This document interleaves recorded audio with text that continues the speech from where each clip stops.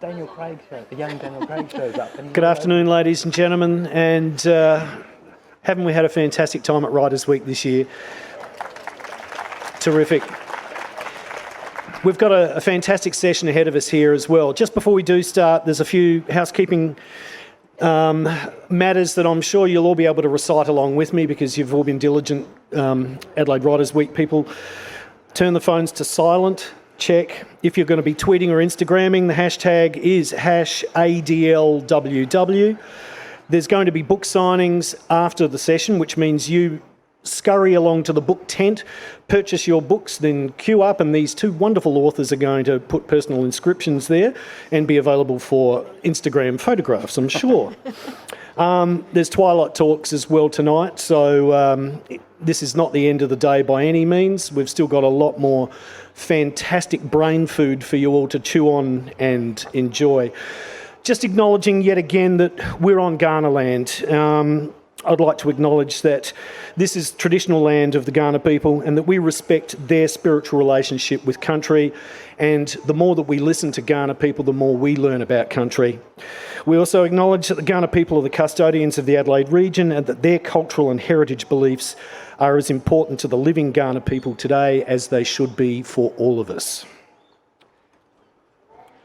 We've got a great session ahead. We've got two outstanding Australian crime/suspense/thriller novelists. And it's probably worth broadening that name of that genre because it's no longer just crime fiction. It's starting to become a broader and more inclusive style of writing and a much broader and more inclusive type of audience as well. So could you please welcome Felicity McLean and Michael Robotham. Thank you. I think the exciting thing about both of these authors, who are at different stages of their career, Felicity's first book, The Van Apfel Girls Are Gone, has already become a significant book on an international scale. It's particularly exciting to see a new Australian author get recognised internationally. Michael, whose latest book, Good Girl, Bad Girl, is, what are we up to, about 15? 14. It's 14. 14, sorry, don't want to exaggerate. 14 books into the career. You're going to call me a veteran, aren't you? Oh, I'm so tempted. Don't you dare. Now, parenthesis, Michael and I have known each other since we were cub journalists together, so if there's a bit of a naughty repartee, it's between us. I'm not deliberately trying to be cheeky. Actually, I'm definitely trying to be cheeky. But we'll move beyond that. These two books have both resonated powerfully on international stages, which is not the easiest thing to do for authors from an Australian standpoint. I'd like to start with Felicity first, and it must be an enormous thrill to be able to get this book heard outside of Australia. It's not an easy thing for an Australian author to do. It is a thrill. If I'm going to be honest, it's baffling. It really is baffling. So The Van Apfel Girls Are Gone is a very Australian story. It's set in one of those close-knit suburbs, a bush suburb, back in the 1990s, and it's full of all those things we did in our Australian childhoods. So the kids are walking home from school and they're stopping at the milk bar to buy Sunny Boys or Bubble Bills, and they're running under sprinklers and having handstand competitions in the pool. And the mystery, so the disappearance of the three Van Apfel sisters from this very close-knit community, it all takes place in what I consider to be a really Australian childhood, a really Australian suburb, doing all those things we used to do in our summers. So it is, I find it quite bizarre, wonderful but bizarre, that readers in other countries can relate to this. But my publisher in France said, what you have described is just my childhood growing up outside of Paris, which I thought was the strangest thing. But I guess there's something really universal about childhoods everywhere, about these kinds of communities where everybody knows everybody else's business, and there's always one person in the street that's a real busybody, and the kids have got secrets that they don't like to tell their parents, and all those sorts of dynamics and the friendships. So the girls in this book have a really close friendship circle, they're neighbours, and they spend their whole time going over to one another's houses and that sort of thing. So I guess those things are really universal. About whether you're growing up in a suburb in Adelaide or in Southern America or the UK or wherever it is. I guess there's something universal about small, close-knit communities. It's interesting. There was a time where a typically Australian story wasn't going to resonate outside of Australia. And when Michael started writing his books, his novels, they were set in the UK. You'd spent a lot of time living in the UK and it made sense. But there were some uneasy conversations with publishers about what was or wasn't going to float as a location that was going to work in your books. Look, the truth is, in my bottom drawer, often get asked by my Australian readers when I'm going to set a book in Australia. Because I am Australian, I'm born and bred here, although I lived for 12 years in the UK. And I do have the greatest ever unpublished Australian novel in my bottom drawer. And now I've got publishers that would love me to pull that out, but while it stays in my bottom drawer, it will always be Australia's greatest ever unpublished novel. Hence I'm in no great hurry. But it's changed a lot, and I think we can thank Jane Harper, but it's not that many years ago that I had a British publisher say to me that they would be happy if I set my books anywhere in the world except Australia. Because they said no Australian crime novel had ever been a huge international hit, apart from when you've got to go all the way back to the Boney sort of series, Arthur Apfel's series, just to see it. And I remember saying to them at the time, that is until one is. And of course, The Dry was a massive international hit, which has opened a tremendous number of doors for Australian writers. And I think the truth is that there was a period of time where the British would read British set fiction and the Americans would read American set novels, and we in Australia would read the novels that the Americans and the British would deign to send us. We now have obviously a very vibrant local publishing industry publishing Australian stories, and Australian readers have completely embraced Australian stories. They love reading books. But the other great fact is that we love books set anywhere in the world. We're happy to read a great story set, whether it be, Hannah Kent, Burial Rights or the Scandi Noir novels or whatever. We are happy to read them, and it opens up new places for us. And as you say, as long as the story is universal, as Felicity says, as long as it resonates with people, it doesn't matter where it's set, it can work. And interestingly, with my novel, when it was published in the UK, it was published exactly as it is in Australia. But when it was published in the USA, we had to translate it for local readers. So all the chooks had to become chickens and the arvos had to become afternoons, and there were no more ice blocks. They were having popsicles. And I had a very long and detailed email exchange with my publisher in New York, who wanted to know exactly what did I mean by dunny.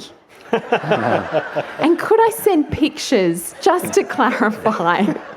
It's interesting because even books like my books are set in the UK, and I go through the same thing for my American editions, and it even gets so far as I might mention a football team like, I don't know, Sheffield United or Nottingham Forest, and the American editor will say, "Can you make it Manchester United? We've heard of them."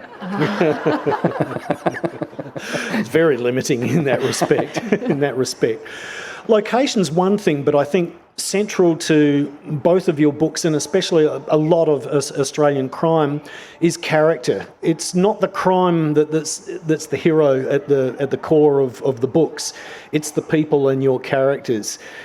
The Van Apfel Girls are a fascinating trio of characters, and their best friend, their girlfriend, who is the one who actually tells the story through her eyes and can't quite remember and isn't quite sure of exactly what she saw at that time.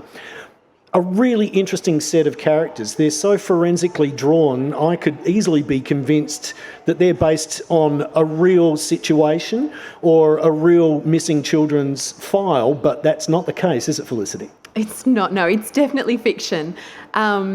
It's not inspired by any real-life event.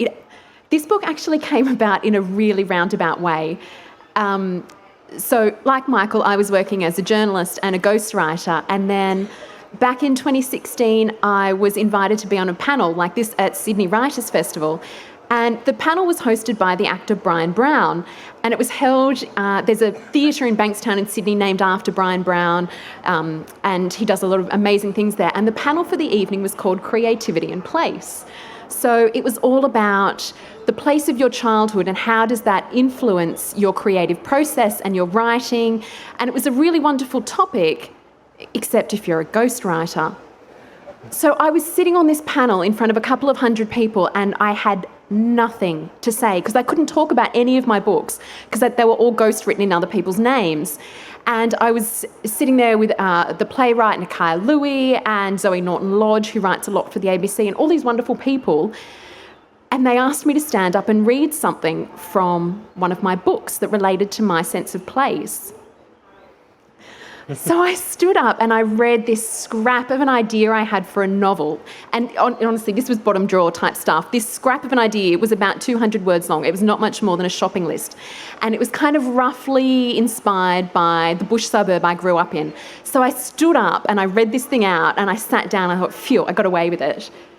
And then they had question time. And the first person on his feet in the front row was Brian Brown. What was the name of my novel, Brian Brown wanted to know, and what happened next? And so I was so embarrassed. I had to confess and say, look, this really, when I say work in progress, this is really a couple of hundred words. But I went away and I wrote the book. I was still working at the time, so I used to write between 5 and 7 every morning. And I sat down, it took me years, and I wrote about 2 years to write this thing. And when it was finished, I sent a copy to Brian Brown and I said, this is what you inspired. This is what you started that night. And he's been wonderful. He's been so encouraging and, you know, aren't Australian stories the greatest stories? And he's just been an absolute champion. But yeah, it really came about in a very roundabout way and not at all inspired by real life events. It's such an amazing, I mean, I was talking about, telling a Brian Brown story. I was at a party a few years ago and Brian Brown was there with Rachel and someone came up to me and said, Brian Brown really wants to meet you, but he's really nervous about coming and introducing himself. I remember thinking, are you kidding? I said, that's Brian Brown. You know, he said, no, he's a big fan, but he's a bit shy. And so he actually fled when I said, I'll come and see him now. And I could sort of see him saying, and I actually went on set when they were filming Palm Beach with a signed copy of a book for him because they were filming quite close to my house. And I went up there with a signed copy for him. But he's a charming man, but he's really shy, you know. I'm going to interject here with a lovely little Michael Robotham anecdote as well. In 2015, Michael, and this plugs into this great achievement of Australian crime novelists getting recognised on the world stage. In 2015, Mike won the Gold Dagger Award, which is the UK's Crime Novel of the Year. It's a magnificent achievement. That year, he beat a field that included Stephen King and J.K. Rowling, which was a magnificent achievement. Thank you. But the awards event was pretty funny, wasn't it, Mike? Several.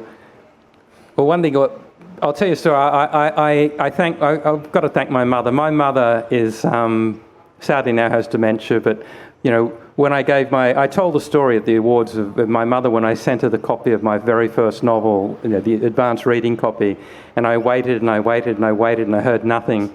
And I rang her and said, Mum, did you get a chance to read that book with my name in huge type on the front? And she said, oh dear, I had 3 library books to get through. Did you want me to read your one first? And I said, no, Mum, honestly, when you get to it, it'll be fine. And I waited and eventually, you know, I rang her again and said, Mum, did you read it? And she said, I did. What did you think? It took me a while to get into, but then I did. I wanted to put that on my website beneath the Washington Post review and the New York Times review. Author's mother, took me a while to get into, but then I did. And she then said to me, well, what are you going to do now? And I said, well, Mum, you know, this has been published into 23 languages. They want me to write another one. Or do you think that's wise? Perhaps you should rest on your laurels. And so I sort of held up the trophy at that point and sort of said, Mum, I didn't rest on my laurels. So there, and I came off stage, and I had no idea that J.K. Rowling was in the audience. And so everyone was congratulating me, and someone grabbed me and said, Joe wants to meet you. And they kept dragging me, and I'm trying to answer questions, and they kept dragging me, and said, Joe wants to meet you, Joe wants to meet you. And finally, I really annoyed, and I turned around and I said, who the fuck is Joe? Just as the crowd parted, and there she was standing in front of me. And I was so apologetic, but all she wanted to say, she said, your mother and my mother sound exactly the same.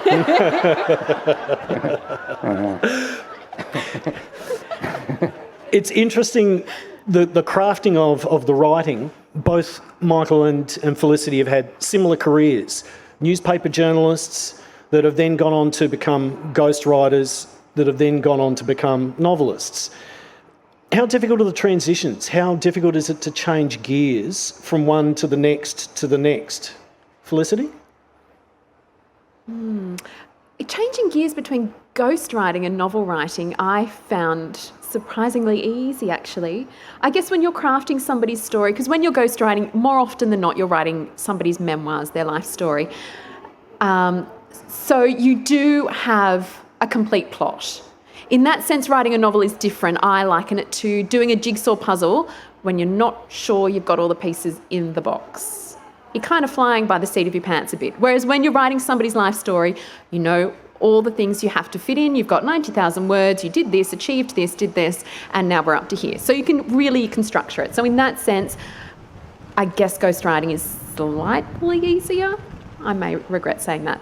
But in the sense that you're capturing somebody's voice, their character, that is very much like writing fiction. Mm-hmm. So I found when I was ghostwriting, whoever it was I was working with, I would sit down and we'd put the dictaphone on the table, and more often than not we'd have lunch together or a drink or something, and we would just chat for a couple of hours. I'd record it all, and then I would go away and transcribe it. And I would transcribe it myself. I wouldn't use a transcribing service because I found that was the best way to kind of get my ear in, to get the cadences of their sentences and the rhythms and the language they used. And I found that was the best way to try and capture somebody else's voice. And so in that sense, when you're writing characters in a novel, I guess you kind of try to do the same thing. What can I tell the reader about this character that will make them like them or understand them or not like them, or you're doing all the same sorts of things. So in that sense, it's not that different. Very true. I think it's all about, I did 15 autobiographies for people in the end. For the great and the good and the less good. Thank you, Rolf. Bet you he didn't tell you everything, did he? Yeah. Where was that chapter? He left one or two little details out. But it is about, it's about capturing voice, as you say. And I used to think it took about 60 hours to interview someone's life out of them, and then transcribe it took another probably 180 hours. And then if a ghostwriter does his or her job well, then no one will recognise our fingerprints on the story. It will look and sound and feel. Someone that has known that person their entire lives will go, oh God, that sounds just like them. And then when you write fiction, so much of my fiction is told in the first person because having done 15 autobiographies, I'm very comfortable with first person. And it's about creating fictional characters that live and breathe in my imagination they're just as real as those real people that I was working with. And I think ghostwriting was a great training for that, capturing voice. And just as with the ghostwriting, the moment comes after all the transcribing's done, when you have to write the first line, and you either know that's not their voice yet, no, that's not their voice, and the moment will come where you write something and go, that's the voice. And I find the same with fiction, is when I come up with a new character, it takes me a while to find their voice. And I used to joke, and once you've got it, it's like, I used to joke that having done Jerry Halliwell's autobiography, that I could have written War and Peace and made it sound like Jerry Halliwell. Not a book with huge commercial appeal, I know. But yeah, once it's in your head, it's about getting the voice out of your head to move on to the next project, because it's a new voice you have to work with. It's interesting with both of your writing styles. I can I can see the journalism at the core of it as well. It's quite forensic, it's detailed, it's really plausible. I think that's the thing, is that there is enough fact and detail in there that your stories become very livable and very plausible. They're not just mad fantasies that are created only as fiction. They're very much rooted in reality. And I think, well, tell me if I'm right or wrong, but I think that's a very journalistic trait that lives and breathes through your writing. No, well, I mean, I'm not. I mean, I'm not. Some people love reading crime fiction that is high concept. It's like, the people that love Lee Child, they're happy that, to see Jack Reacher single-handedly, take a bullet in the stomach, but it's because his stomach muscles are so strong, the bullet bounces off, and single-handedly sort of save the world. Like that James Bond, Jason Bourne, Jack Reacher style book, which you have to suspend your belief. Whereas I think, well, Felicity, I'm not going to speak for Felicity, but I'm certainly trying to write a book where people are thinking, this could really be happening. I'm reading, because I'm writing in the first person present, this could be unfolding as I'm reading it. I believe these characters, I believe this setup. And therefore, that's why so much of it's set in real places, and I have to have walked those streets, and I have to have been to the point where lawyers, they lawyer my books, which is unusual for fiction, and they'll go, that house there, and then you mention, is it a real house? And I'll go, yes. And is it on that corner that you described? And I'll go, yes. And they said, well, you have to change it. And I said, why? And they said, well, you've just put 3 bodies in their front room and someone lives in that house. Too much detail. Yes, too much detail. Felicity, what about for your own journalistic learnings, tools, background? Is that informing you as a novel writer? Yes, I think it is. And I agree. As a reader, I like the sorts of books that seem realistic, that aren't... I mean, there's a time and a place for the James Bond style where the bullets do bounce off, and I enjoy that too. But what I really love as a reader is recognising things in books. And it doesn't necessarily have to be a place I've ever been to, but just some sense of, that's an essence of family life I can recognise, even if that is set in a country I've never been to. Or that's a relationship quirk that I've seen people do that, or my mother does that to me, or whatever it is. I think there's something lovely about reading books and recognising something of your own life, no matter how different it may appear. And so that's what I like to capture, that's what I like to read, and that's what I tried to capture in my books, that sense of universality. I think that's fun as a reader. Yeah, terrific. It all comes to the core of trying to write characters that are believable and have lives. Michael, you've had a fantastic couple of characters that have emerged. You've had Joe O'Loughlin, who has lived through nine books. I treat him so badly. Yeah. And he's got Parkinson's disease, and that's taken more and more control of his life through those 9 books. And he's been an extraordinary character who your readers have come to really love and cherish, and they've been amazing adventures. Now, with this book, we've got a brand new character, Evie Cormack. She's extraordinary. She is one of the most fascinating new figures I've read in a book for a while. Where did Evie come from? Evie, I don't know how many people here would have read Good Girl, Bad Girl, but Evie is a very damaged child who's found hiding in a secret room where a man has been murdered. And they believe that she's lived inside the walls for weeks and weeks following his death until she's discovered, and she refuses to reveal her name. So the name Evie Cormack is given to her by the courts. Nobody knows her name, nobody knows her age. They never managed to identify her through DNA.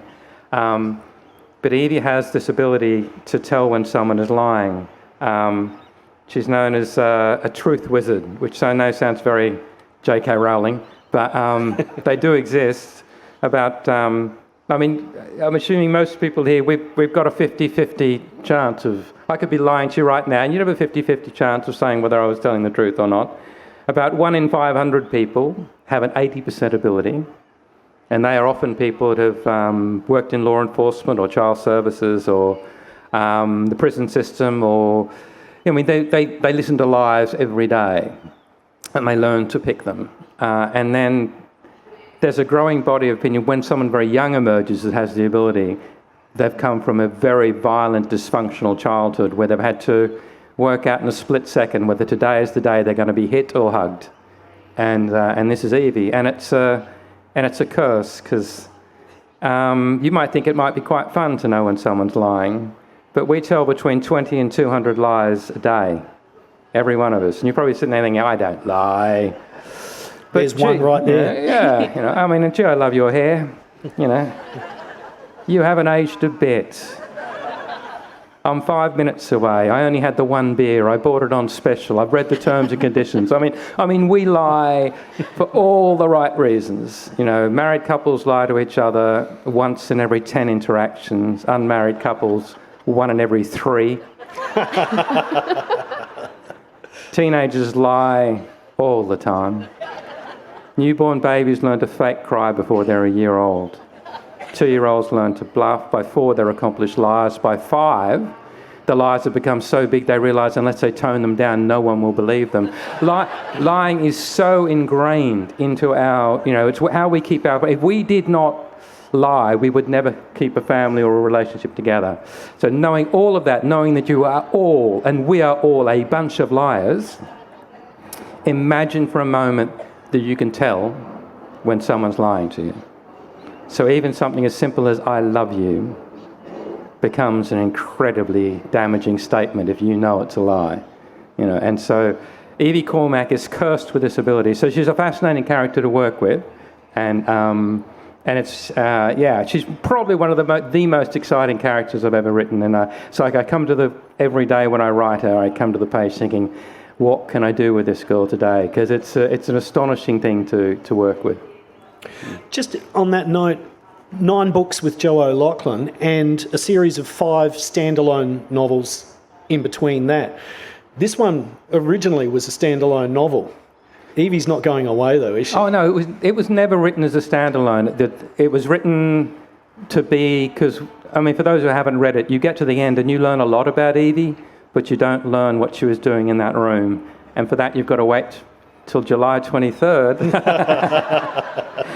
when a book called, this was Good Girl, Bad Girl, the next book is called When She Was Good, and you might be able to glean what the next one might be after that.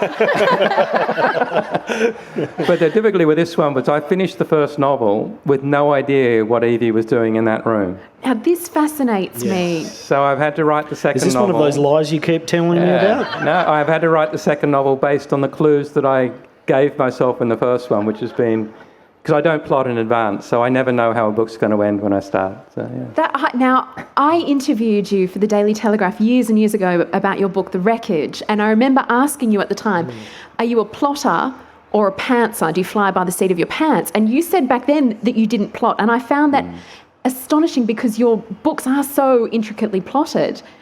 But you've written this entire book without knowing why Evie was in the room. No. And we all have to wait till July to find out. Someone asked me a month ago before I lived, do you know yet? And I said, I'm almost there.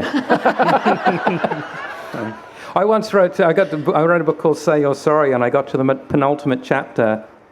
It's about 2 girls that are kidnapped, and I didn't know who'd done it. But there were 6 possible suspects, and I made them equally credible because I didn't know which one was going to be when I got to the second last chapter. How do you sleep in the last few weeks leading up to deadline? Do you sleep well? No, not at all. Not at all. My wife always says she's pleased when I finish a book because she says she gets me back. And the really interesting thing is, particularly when I write female characters, it's like I'm having an affair with another woman and we will be out to dinner and she'll see my eyes glaze over and I'll get a kick under the table and she'll go, you're with her, aren't you?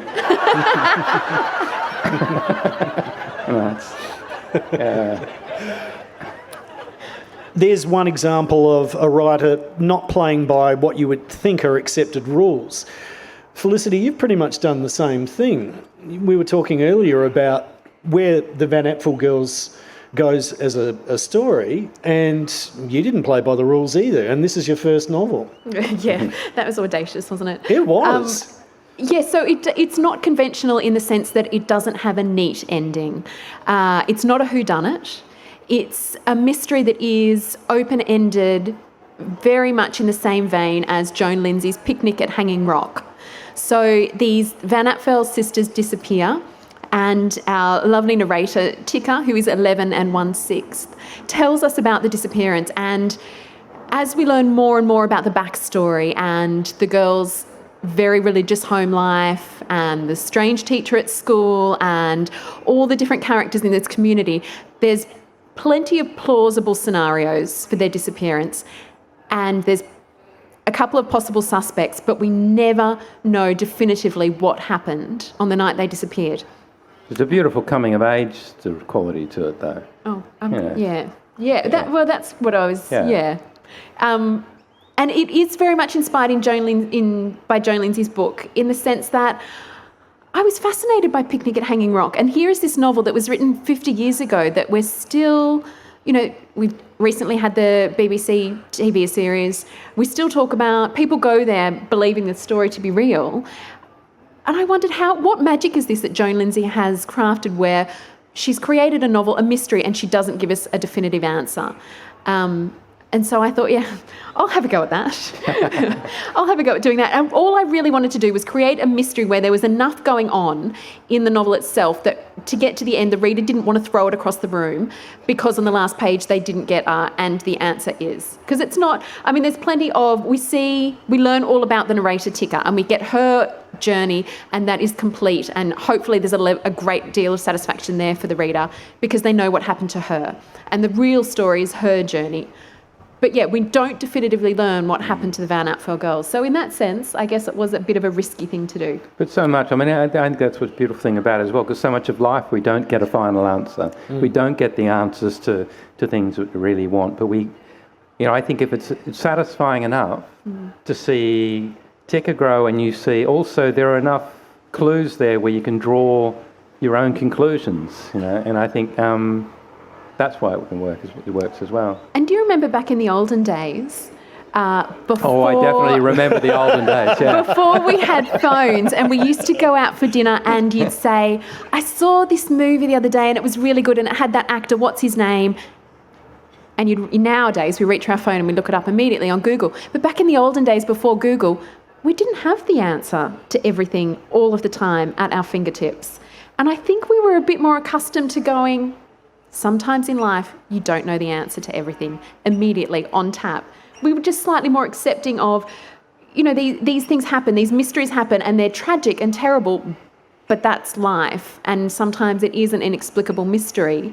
Sometimes we won't have all the answers. And that gave rise to the great Australian art of bullshitting, of course, as well. Yeah. But and you look at, I think it's interesting because, obviously we're in the setting of, we're talking Beaumont children territory here, one of the greatest ever unsolved Australian mysteries, and I think, it's always going to be a great tragedy when 3 children go missing, but how much more mesmerising is that story because it's never been solved. That's why it keeps capturing the public's imagination, and why every new story, every new book about the Beaumonts, it changed lives, and I think mysteries can do that if they don't have an ending. How much craft does it require then as a writer? You've both launched on unconventional paths with your writing. How difficult is it for you to draw the conclusion that you're satisfied with? You were talking about not wanting to throw the book across the room. How quickly did you arrive at something that you were satisfied with, or was it a difficult, a fraught process that needed rethinking? Yeah, I think writing a book is always a fraught process. I'm yet to have a really smooth process in writing a book. There's always going to be stages where you think, oh, what have I done? What have I started? How am I going to finish? Especially when you get sort of halfway or 3/4 of the way through and you think, I'm never going to get to the end of this. I would say I would be worried if there wasn't an element of that in the writing process. And mine was quite slow in that I was only doing it part-time. This was a project book. When I started writing it, I had no agent. I had no publisher for it.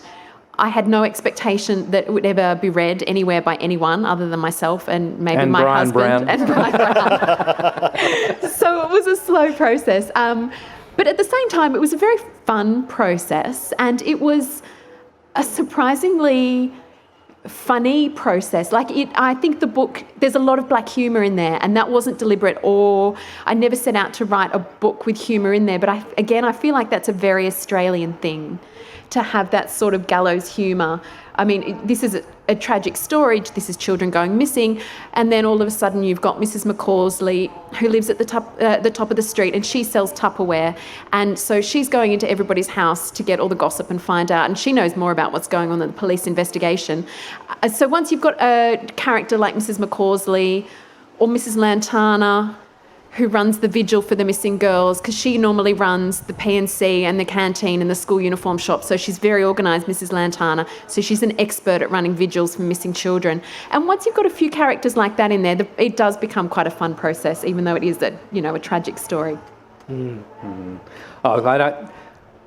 feel as though every time I write a book, I've forgotten everything I've ever known about writing, and so you start climbing that mountain, and because, again, not being a plotter, it's like climbing a mountain and only being able to see the rock face in front of you, and you just keep climbing and you hope there's a top to get to, and you can't see it from where you are. You just have to keep climbing and hope you get there.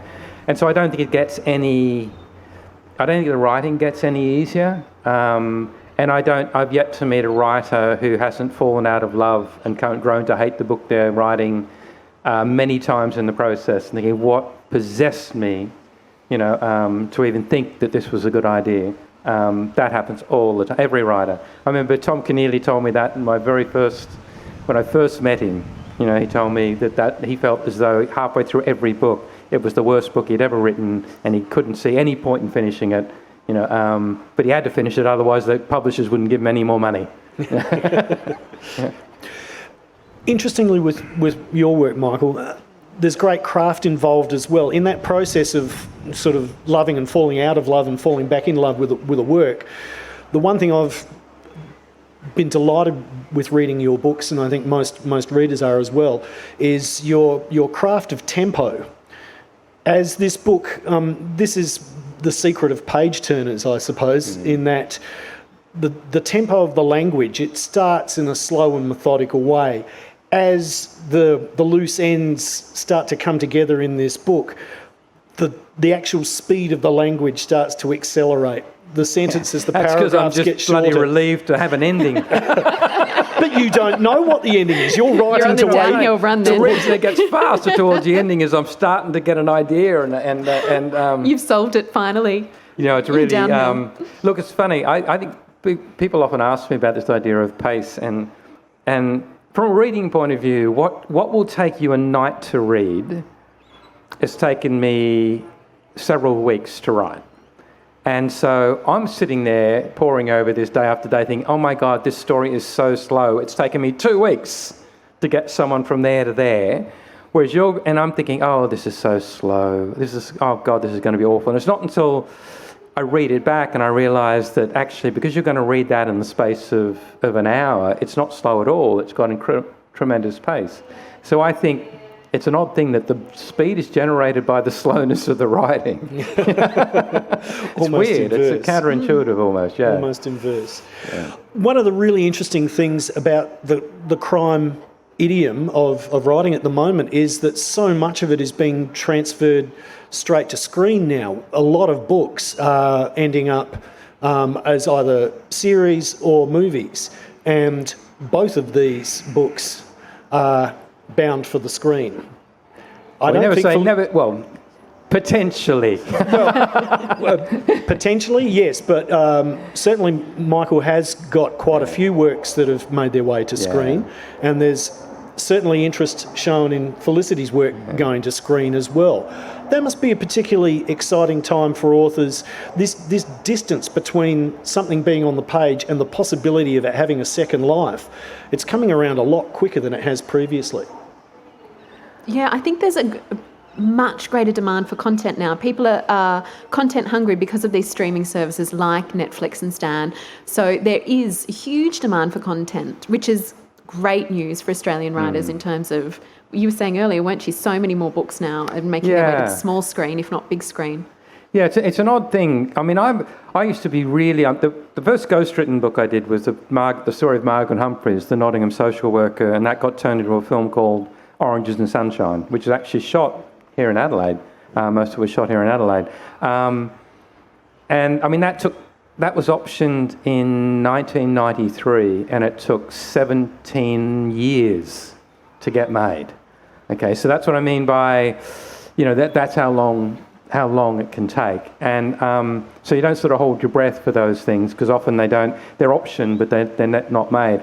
And I'm always, I mean, it's lovely to have a second life, for a creative work to have a second life. I'm always slightly worried, like you get the question, people, has anything you've written been turned into a film or TV? And the subtext of that is that we won't consider ourselves to be successful as writers until someone's turned one of our books into a shitty TV show. But which is not, you know what I mean? Because the chances of it being made are slim, and the chances of it being really good are slimmer again.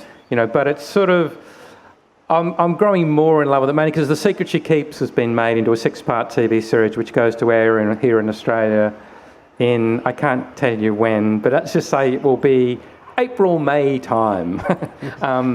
And that's the first I've ever had a direct involvement in it, because the Germans have made films that I couldn't be involved in. And so it's been an interesting process to be in the writing room and watch that happen.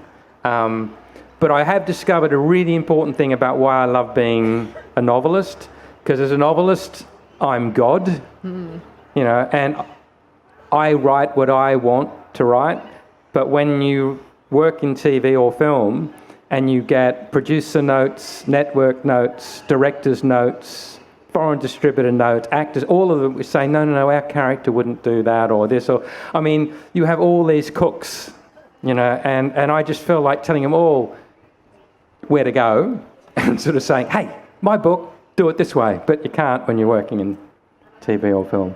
So I'm not going to give away writing novels to go off and work in film or TV. Definitely not. The one interesting thing you were saying, though, that when people are looking for screen ideas now, they want to see a novel first. They're not just looking for a sketch of an idea that can be fleshed into a television series. More and more. There's actually more respect and a desire to see the finished novels. A lot of production companies are saying that if they have a novel, it's a lot easier for them to get funding and get someone interested if they're going to do something based on a novel. Whereas if someone comes up with an idea, and really it's just an 11-page idea or pitch, the money people and the networks aren't as willing to go for that. They want to see a physical book, and they feel as though the story's already fleshed out and they can understand the characters and it's all there for them. And so it does help to have the novel. And even though Felicity can't tell us anything, do keep an eye on the screen. Yeah, watch this space. Yeah, the Van Apfel Girls might make an appearance sometime down the line. That's looking very likely, I think. Before that happens, there's more writing from you as well. This first novel is now leading to the next piece of work, and congratulations. I think it's always exciting when a new Australian voice has that ability to get to the next piece of work.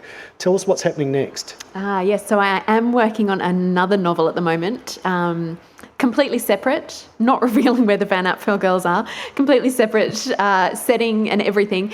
And it is hopefully, it's early stages yet, hopefully it'll be out maybe mid next year with HarperCollins. Thrill? Crime thrill again? Yes. Looking at sort of police corruption in the years leading up to the Royal Commission in the 95 to 97. Interesting. Now, what's interesting about this as well is we're starting to see a league of female crime writers in Australia starting to emerge. And it wasn't that long ago that it was pretty much an all-male domain. It's suddenly, the whole scene has changed and morphed in different ways. That must be exciting to be at the centre of that changing. It is a good time to be a female crime writer in Australia. You were talking earlier about Jane Harper, and I think she really has... I mean, there's a lot going on in the industry. So the Sisters in Crime, which is an organisation in Melbourne, have a Davitt Crime Award for female crime writers in Australia every year. And when they started the award, I think it was back in 2001, they had 7 entries, so 7 crime novels written by females in Australia. Last year they had 127 entries. Ooh. So a female crime writing in the country is really, there's so many new names and taking it in new directions. It's a good time to be writing crime. It was, and initially I sort of understand, I know the Sisters quite well, Sisters in Crime.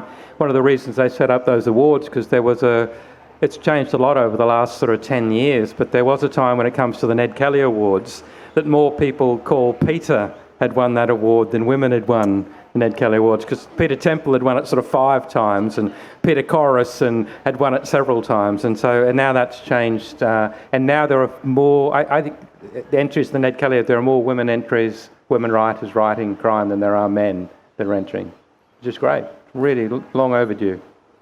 So is it getting pretty lonely being the senior white middle class guy? What I hate most is this idea of being a vet. I feel like I'm just starting, and yet now I feel like all these incredibly bright, talented young writers are coming through, and it's very hard to, I'm every time someone suggests lifetime achievement, I have to ward them off with a crucifix. No! Not happening. I only just started. Very much so. And so, for you, Michael, where next? There's the new book, as I mentioned, When She Was Good, is out in July. And I'm working on one for the year after that, which it will be a standalone, and I'll go back to Evie Cormack and Cyrus Haven after that. But and some other TV news. World Productions, who made Line of Duty and the Bletchley Circle in the UK, have bought the Joe O'Loughlin series to turn that into a UK TV series.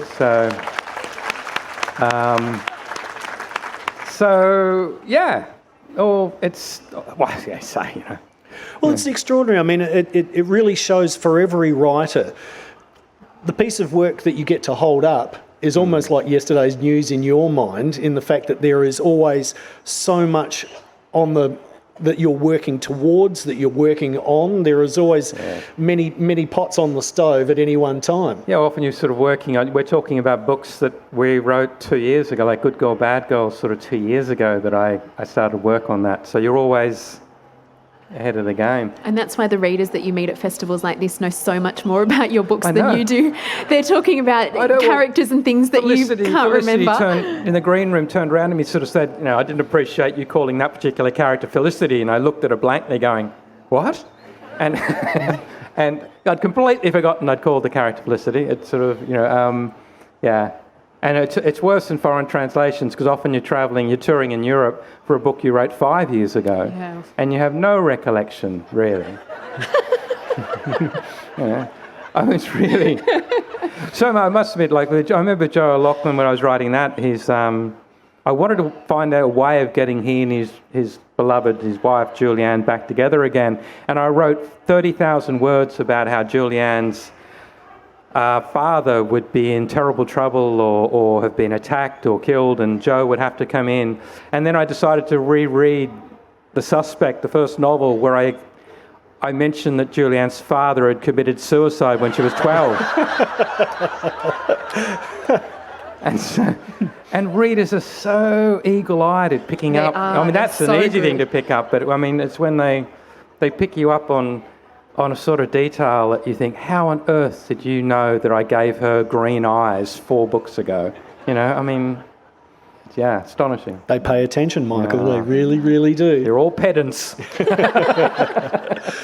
We've got an opportunity where we'll be able to take some questions. There's a central microphone if anyone would like to come and ask our 2 great crime novelists some questions.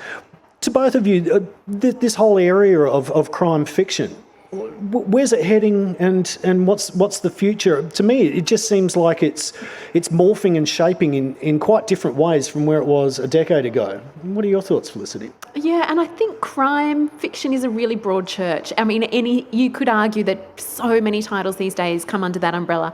And I read recently, I think it was 48 or 49% of Australian readers are would call themselves crime readers. So we're talking about huge numbers of readers and huge numbers of books, I think. And of course that includes non-fiction as well. Like there's some wonderful non-fiction crime books. It really is a very broad church. I think it shows up in the podcasts we've got too as well, the phenomenon of crime, true crime podcasts. Look, it is the biggest genre, it is the fastest growing genre.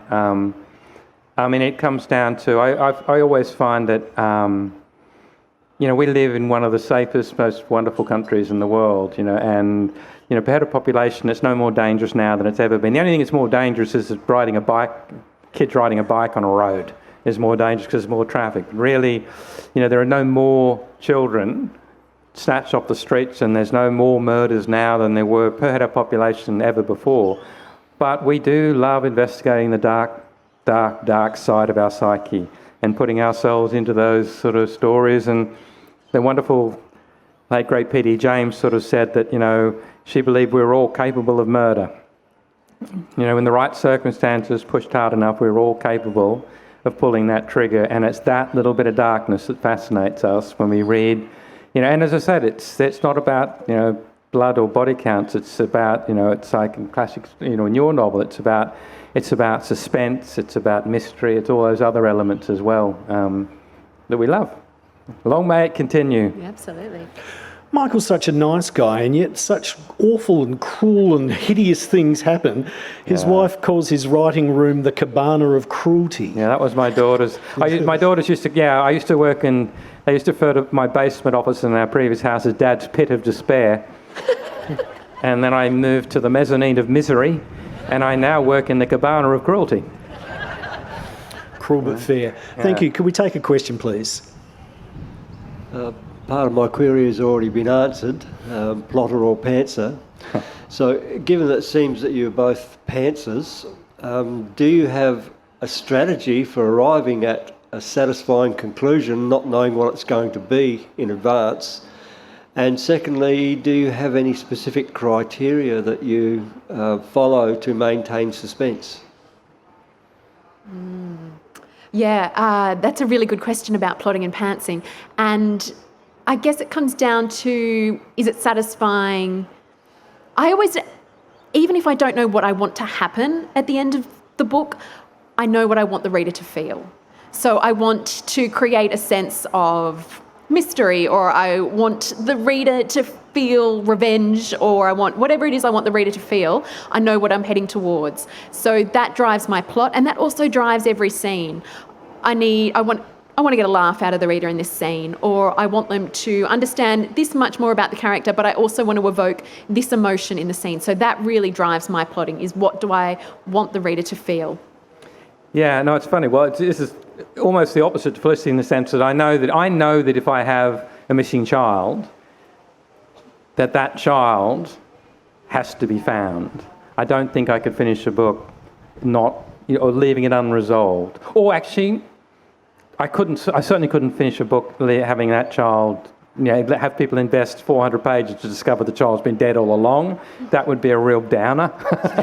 I once was told by a Scandinavian journalist that my endings were too neat or too Hollywood, and that it would be far better if they were like sort of, if there was a blizzard and you never discovered what happened to whom, they would think that was enormously profound, and it would also be deeply unsatisfying. But look, quick answer to that question is, as long as when I'm writing, I can see 4 or 5 ways for the story to go, I'm very comfortable.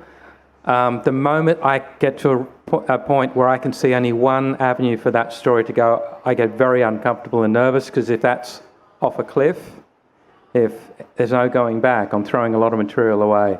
So as long as I can see that, okay, that didn't work so well, I can go this way, I'm fine. It's a bit like, it's E.L. Doctorow once said you can travel, 300 miles at night only being able to see as far as the headlights in front of you. And so it's when you write without a plot, it's like that. You're writing, seeing just what the headlights can show you. When you reach that point, if you reach the point where it's all narrowing down and there is only what you think is one possible conclusion, have you invested so much that you can't backpedal? Can you go backwards and rewrite again? I've thrown 70,000 words away of books, And so, it hurts a lot. I think, look, as I said, most of the time I don't know how it's going to end, but at some point, maybe 2/3 of the way through, I get a vague idea of, and then I think I can't reach it. It's like seeing the ending, but I can't get there. And then I either find a better alternative ending or I manage to get there in the end. But it's sort of, it's organic. It's like riding without a net. I liken it to, at times, you swing out like an acrobat and you let go and you tumble through the air and you hope to hell there's something swinging towards you to grab hold of, because otherwise it's going to hurt when you land. But it's exciting, though. I mean, when I come in from my office, my cabana of cruelty, and I say to my wife, you would not believe what just happened. Now, if I haven't seen it coming, then there's no way I figure you will have seen it coming. So, fantastic. Can we have the next question, please? Will you continue to change the language for other countries, or will you join those authors now who include words that need to be understood by other countries? Yeah, that's a really good question. Yeah, it's interesting, isn't it? At what point is it taking away from the story if you're getting rid of the slang? I didn't realise I used so much Australian slang until I started talking to overseas publishers. And I think a certain amount of it adds to the sense of place. We were talking earlier about Hannah Kent's burial rites, and there's so many names and family names and local words that really build the story for you. So I do think if you lose too much of the local language, you lose a sense of the place and a sense of the story. At the same time, you need your readers to be able to understand it without it being arduous so it is a real balancing act. And on that front, I'm generally happy to be advised by editors and publishers who know their readers and know their local markets and say, yes, they will read this and understand that. No, they won't get what you mean there. And you push back. I think you at times, if it's clear that you can see in context that they will work out what that word means by looking at the context, you'll say, there's no need to change it. But if you can look from their point of view and say, okay, someone could really misunderstand that phrase.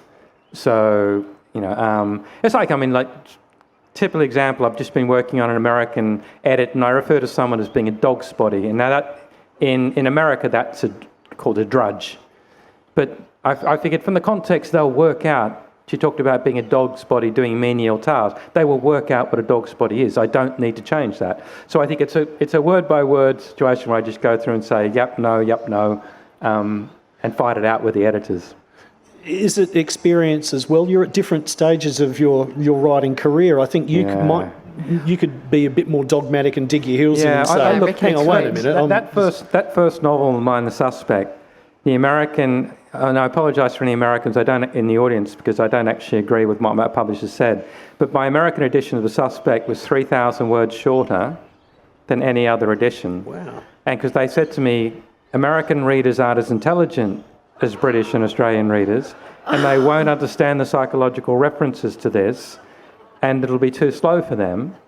And so can you... And I actually fought with my American publishers to the point where I was in the Doubleday building in what's known as the Clinton dining room with the head of Doubleday, this incredibly powerful man in publishing. I was a first-time novelist, and I was jabbing my finger at him going, I'm trying to create a 3-course meal and you're turning it into a Big Mac and fries. That would have gone down well. Oh, yeah. My agent was sort of trying to put his hand over my mouth going, do you know how powerful this man is? But let me tell you, 3 years later, I got them to republish The Suspect, and it is now the full version in America. Yeah, great. What about for you, Felicity, in being a first-time author? How far do you think you can go trying to assert what you want, or are you in a position where... I haven't gone around telling anybody that they're serving up Big Macs. As a first-timer, I really do feel... And I guess that's where you surround yourself with good people and publishers that you trust and editors that you trust and agents that you trust to advise you on those things. It's like with covers as well. When they present to you and say, this is what the cover of your novel is going to look like. If you really hate it, you can have this, but we very strongly recommend this. They don't give you 10 to choose from. They give you 1 or 2. I don't know. you probably choose your own. And you just, I certainly felt very happy to be advised, because these were people who are producing book covers all day long successfully for their own readership, and they understand the readers so much more than I do on that level. I'm really happy to take advice on things like covers. I mean, that's why you're with a publisher. You think they've got to add value. I mean, you've written the book, but their job is to put the best cover and title, and that's why, I have fights over titles all the time, and particularly because, the Americans want to call it one thing and the UK want to call it something else, and it's got to be the same, particularly in this days of global sort of the internet and marketing. You cannot have a different title. I did it once with a book called Lost, which the name was changed to The Drowning Man in the UK because the TV series Lost came out just as the book was coming out, and it created confusion. And to this day, I get readers that pick up The Drowning Man thinking it's a new Michael Robotham novel, and it's one that they've already read, or they order it in from overseas and things like that. And so it creates enormous problems. But ultimately, you don't push back too hard. It's what they do. It's what they're supposed to do. Yeah, terrific. Next question, please.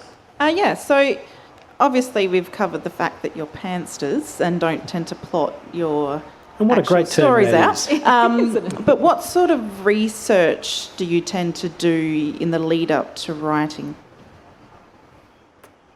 Yeah, I live in terror of anybody ever going through my Google history, because the things they would find on my computer are just strange and obscure and weird.